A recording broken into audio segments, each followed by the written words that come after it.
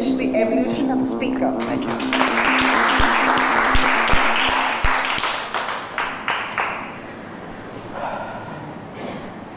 I was very different the first time I speak in public. It was Gujarat in 2002 and it was in my school's morning assembly. I was very excited. I don't remember the content of my speech, but I know it was a speech by Jawaharlal Nehru, the first Prime Minister of India. And I was nervous because well, I had a thick Gujarati accent. And I used to stammer a little bit in between. But I was also excited because I was doing it for the first time. So they call out my name and I go on stage. And I see the audience, lot like you guys see now. And it was very difficult because all of them were looking at me and it was silent. Have you ever felt a loud silence? It is a little like that. And in that moment, I froze. I said nothing. And I stood on the stage for 10 seconds and then I walked off. Blank. And later that night I was very upset. And I thought to myself, why do we speak? Why do we speak? Why do we risk embarrassment in front of strangers and put so much effort when we're not going to see so many of them ever again? Because it is tough. And after that, for years, I did not speak. Because why should I speak? What is the point of it? But I applied myself in other places, in academics, because I was good at it. And teacher asks a question, I raise my hand, I speak. It is not public speaking, but it is speaking. And gradually, as I answered more questions, I became more confident. And I at least stopped stammering. Most people have to go to speech counselor, but I didn't have to, luckily. I did not speak for a very long time. Up until one day I was sitting in the audience like you are now, and I saw this girl. So many good stories start with a girl. And when I saw her, her name was Prerna. And her family had moved from London back to this little town in Gujarat. So she had immaculate English. I learned that word from her. Immaculate English. Because when she was on stage, she was confident. I would shiver, but she would smile. And everything about her was nice. Have you felt that? Yes. And she used to write her name as Prerna with 7 letters. So most Prernas are 6 letters. P-R-E-R-N-A. She used to write P-R-E-R-A-N-A. And I was like, wow. She is so complex. She is so nice. And I think I would want to talk to her more.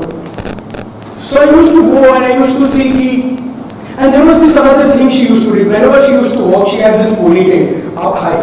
And when she would walk, her ponytail would move. Again, very nice. These little things, those are the problems that men face. And I thought that I should talk to her, but I also thought, what will I say? I can't speak too much. So I thought that before I lose time, before I pass out of school, I would speak in public once properly. And I did. It was not very good, but during my speech I scouted her in the audience. I couldn't find her naturally. But seeing her maybe nodding and smiling got me through the 4-minute audio. And that was it. In life you don't get the prerna that easily. So I moved to college. And in college we had no attendance. And because we had no attendance, I did 2 things only. I read books which Weber would have liked, and I watched movies which Weber would not have. And with both, I learned a lot. I know it seems silly, but for example, I would watch this TV show called Friends. Have you seen it? Yeah. Yes. Yeah. And in the TV show, they would talk in a very nice way. Again, it's just nice. There is a dialogue in Friends called "We were on a break." Yeah. And the way they say it, the way they said it was better than mine. It's not break, it's break. Break, Kanish, break. And I thought I could also speak like that. So I used to pause and repeat the dialogues because I was free, right? And soon I noticed that my accent began to shift a little bit. It began to shift into a more nuanced approach. And at the same time my voice improved. I also noticed their body language. I would be on stage clamped, they'd be free, relaxed, laid back. And as you relax and become more laid back, something shifts within you. It takes as little as pulling your shoulders up and you'll feel better. You can try it right now. And at the same time, as I was scouting these options, I started reading more. And the more I read, the more something burnt in me. I saw and I read subjects very diverse, starting from sociology, political science, philosophy, psychology. Oh, the time I've had reading those books. And I noticed something amongst all my literary heroes. For example, let me give you the example of Karl Marx. Who here knows who Karl Marx is? What did Karl Marx do? Das Kapital. He credited communism to him. He writes the Communist Manifesto in the 19th century, the most defining piece of literature in political science. But do you know the first word of the first sentence of the Communist Manifesto? You would think that Karl Marx would need to start off with some fancy words. No. He starts the Communist Manifesto saying, guys, there is a ghost haunting Europe. It is the ghost of communism. Opening lines of the most defining piece of literature on planet Earth possibly. This man is not a political scientist, he's a poet. He knows how to say things.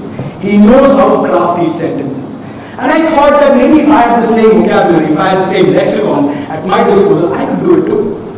I could probably inspire and motivate and shift audiences. And I did. I read more, I used to underline words, I used to go to dictionaries. It was very sad. Dictionaries were way sadder in our college. And that was it. Now in some sense now, the speaker that I am, I think I've come a long way. I've improved a little bit and I think there's a lot to be done. And I think after every speech, whenever I talk with the people from the audience, one thing that I repeatedly get into a discussion with, well, how do you become a good public speaker? How do you become a better communicator? That's the question plaguing us, isn't it? How do we become better? And I say to that, you know the answer to that. And frankly, it's the wrong question. How to be a public speaker? Wrong question. Wrong question, guys. Because you know how to be a better public speaker. You'll have to come on stage here and speak. And after a year or two, you will get better. 100%. It's true for everything. It's true for academic success. It's true for career success. It's true for scratching yourself. If you scratch yourself for 10 years, by the end of the decade, you're going to be really passionate about scratching yourself. If you spend your time beating yourself up when you're on stage, being shy, being introverted, and you do it for 10 years, in 10 years you're going to be pretty introverted, pretty shy. But if you use the same 10 years, 5 years, 1 year, 1 minute, to fight that negative feeling with this little bit of positivity, in a year you'll be way better at that. So the answer to how do you become a public speaker is simple. Speak more. The true question is why.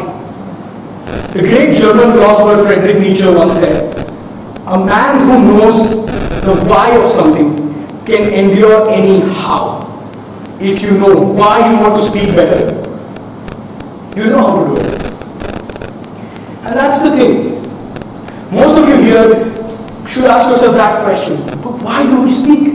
The same question I asked in the first minute of my speech. And there's 15 people here and there's going to be 15 reasons why you want to speak better. But there is something that unifies all of us. I know each and every one of you has been shy at some point in their life, at least in some social situation. I know each and every one of you has also been in a situation where you wanted to speak up, but just couldn't. But I also know that each and every one of you has something interesting and passionate to share with the rest of us. And isn't that why we're here, in some sense? So that we could be discovered by other people. So that we could discover other people as we go along doing it. And it never ceases to amaze me that we could spend the idea of a Saturday coming here and listening to other people talk. It constantly amazes me.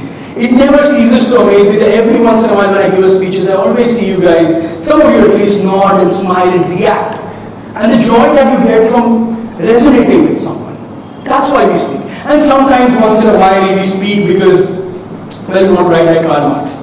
That's why we speak. Sometimes we speak because, well, we want to impress girls with 7-letter names.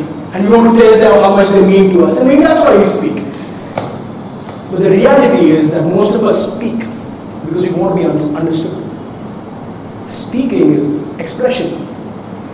And, well, I have to talk philosophy because in some sense, the universe has always been exploding. And you have to be very careful about what that means. It means every particle is going away from each other in a grand unified metaphysical sense. Everyone is scattered, which means you're going to lose a lot of things in your life. Friends who are immensely close to you will move up. A child is born from the womb, studies and goes off to college. A love of your life or a passion that you hold very strong, it will eventually leave. And that's the reality of the universe. Particles scatter away. But this is the opposite of that. This is the counterweight. This is particles coming together on Saturdays, trying to understand each other, trying to interact with each other. This is how the human spirit fights against this immovable universe.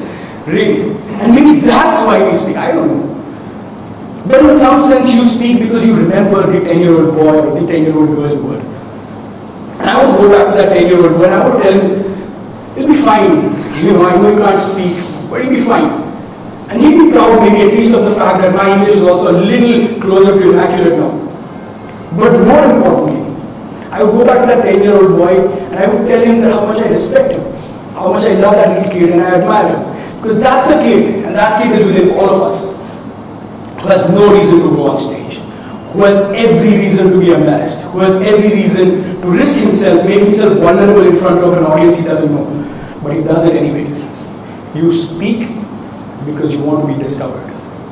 That is why we speak. Make no mistake about it. That is why we speak. Abhilash.